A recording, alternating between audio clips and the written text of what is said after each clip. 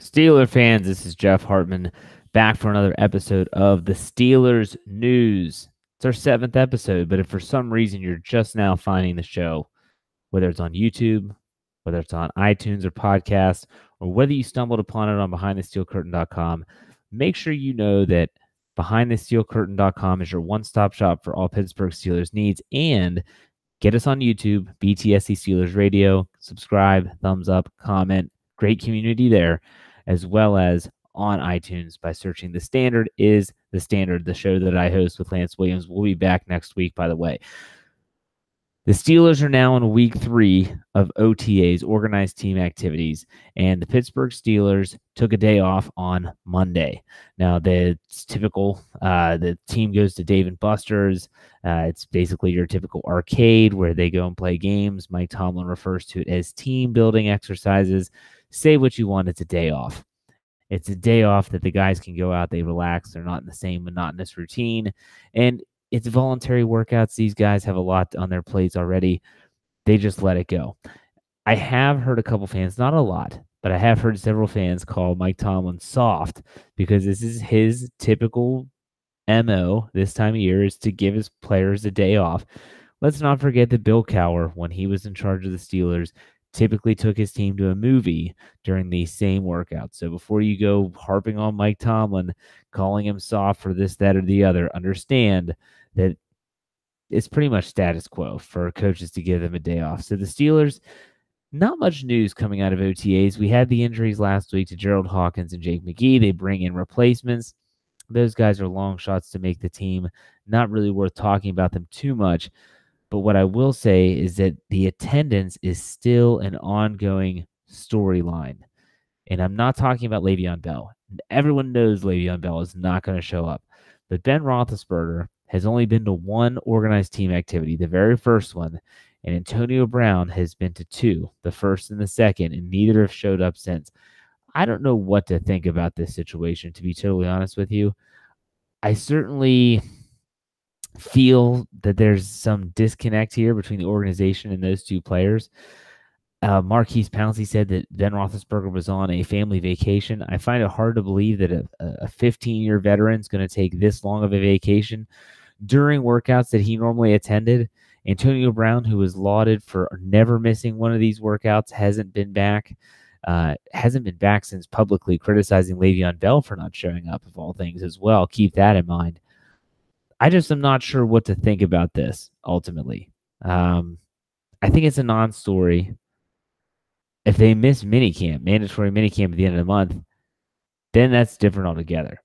So the OTA news, unfortunately, is still about attendance. Hopefully, that's all the news there is, meaning hopefully there's no more injuries. Hopefully there's no more social media nonsense. Hopefully it's just football. And then when mandatory minicamp rolls around, everyone's back in the fold, well, except for Le'Veon Bell, and they're back to football. That's the hope. But as of right now, we're still talking about players that are not at voluntary workouts.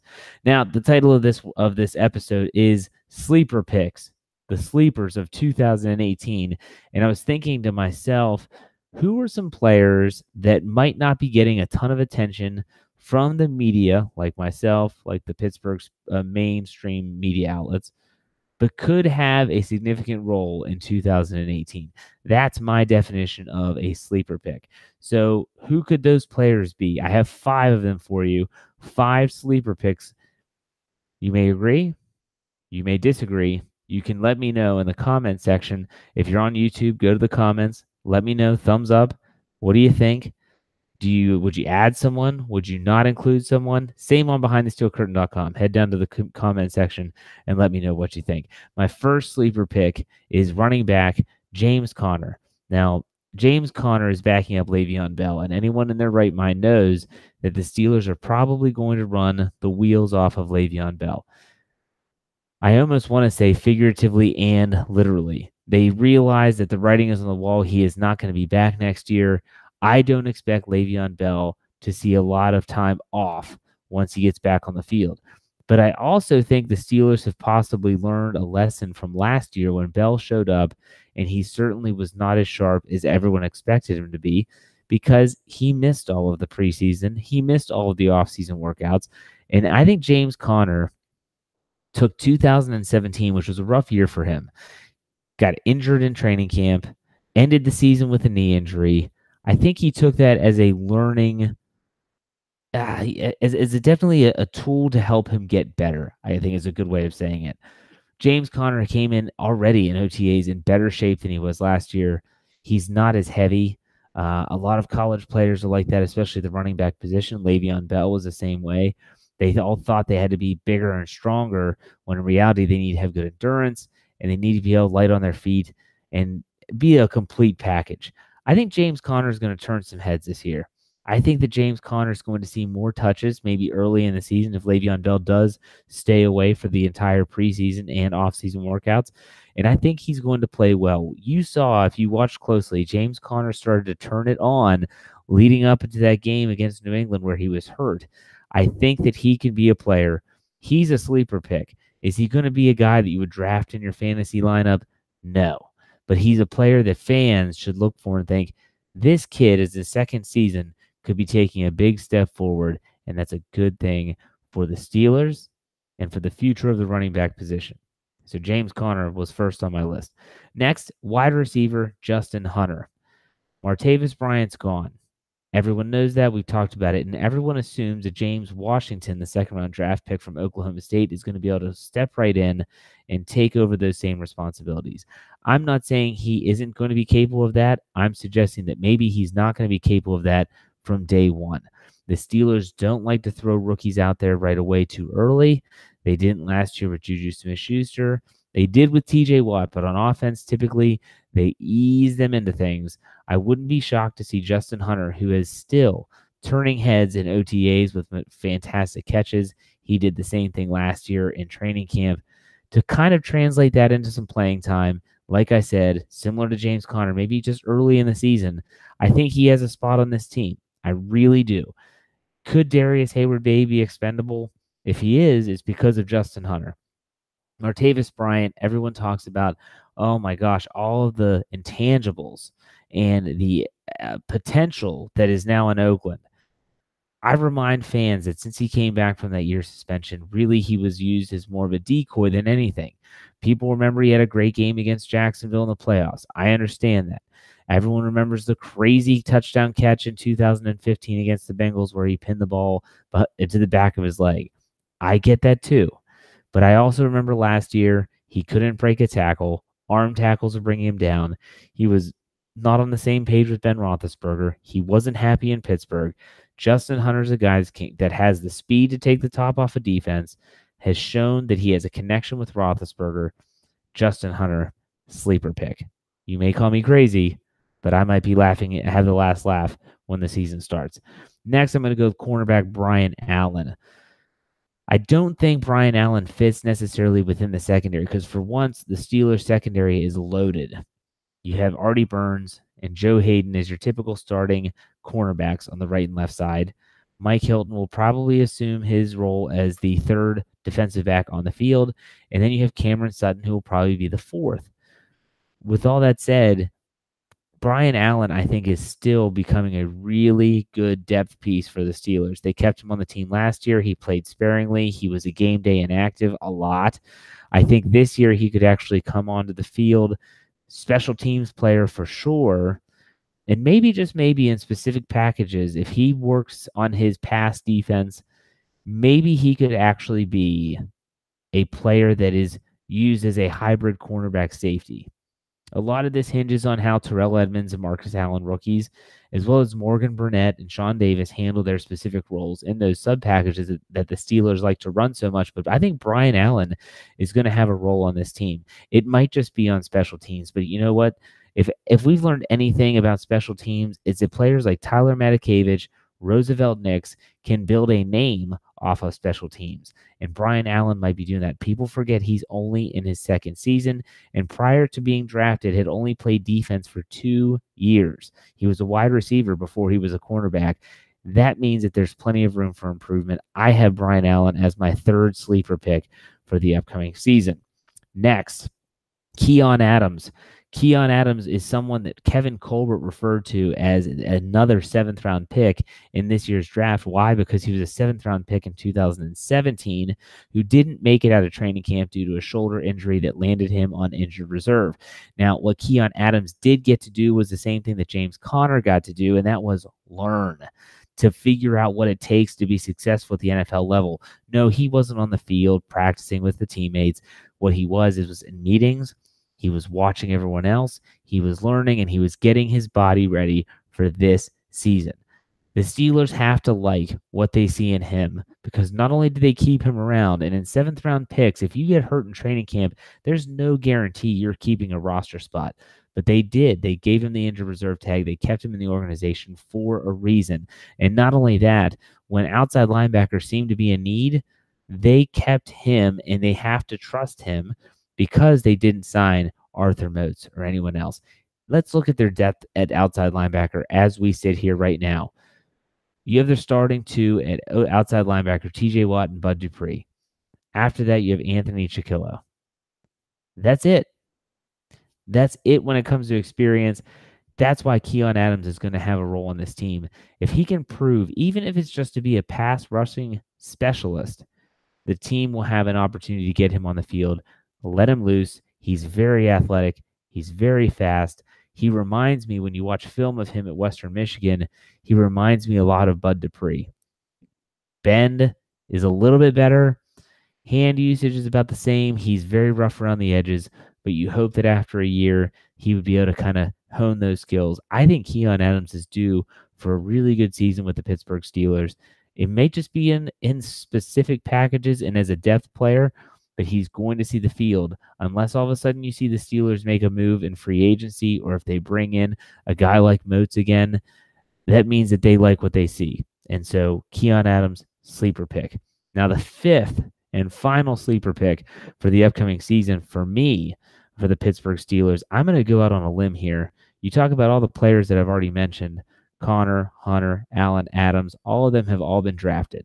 Whether it was last year or prior years, they've all been drafted in the NFL draft. This player I'm about to mention wasn't. I think that the Quadri or Dree Henderson, who played his college football at Pitt, went as an undrafted free agent to the Steelers, has a legitimate shot at making this team, and not only making the team, but having a role. He could be depth at wide receiver, but he could also be the kick return, punt return specialist, and we know Mike Tomlin loves to have a kick return and punt return specialist. He doesn't want to put Antonio Brown out there anymore. He never has had a kick returner that's worth anything in the last few years. This could be their guy.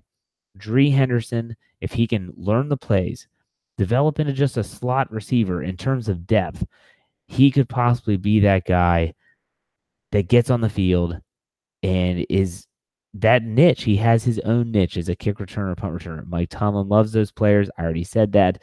I think that Quadri Henderson has a really good shot at making this team, and not only making the team. That's not what makes a sleeper pick. A sleeper pick is making the team and making an impact.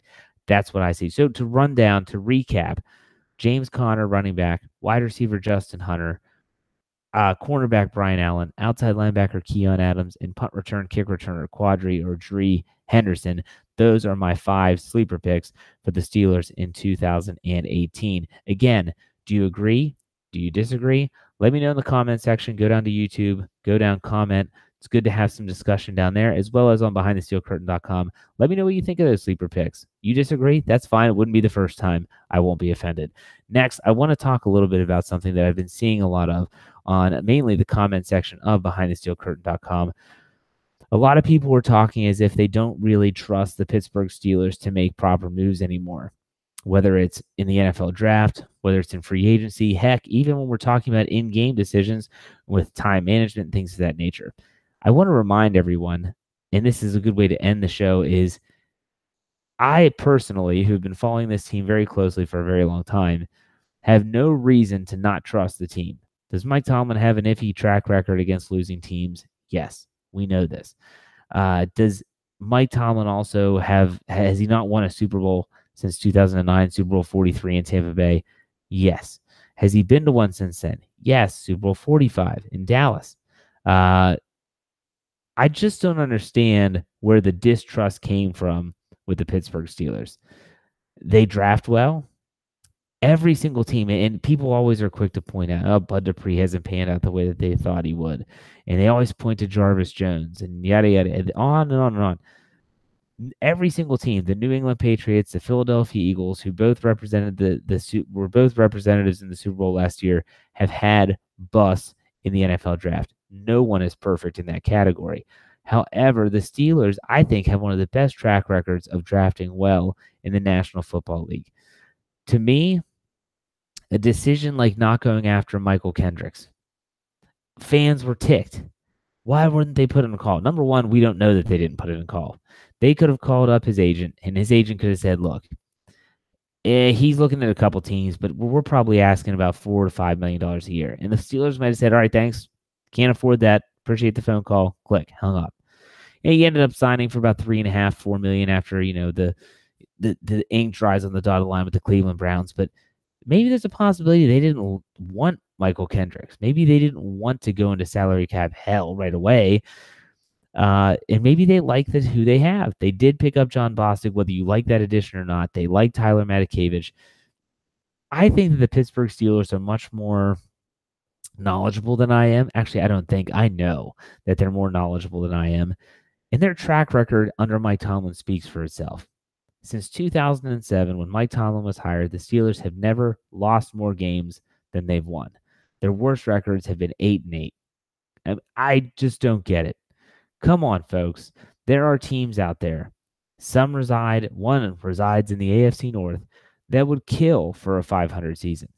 And I'm not exaggerating when I say kill for a 500 season. And here are the Pittsburgh Steelers coming off a 13-3 season. I know it ended poorly. I know in Pittsburgh you're gauged by one thing and one thing only, and that's Super Bowl victories.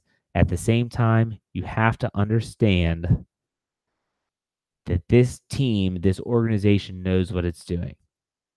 So no, they didn't go out and get a big free agent like Michael Kendricks. I'm going to trust him here.